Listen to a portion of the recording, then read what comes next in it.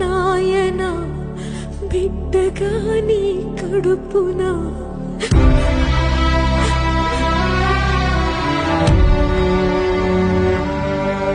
జరగనే జరగదు ఇక పైన పొరపాటు నమ్మరా అమ్మని నీ మీద నా ఒట్టు నల్లనివన్నీ నీళ్ళని తెల్లనివన్నీ పాలని అనుకున్నా కనుకే కుమిలిపోతూ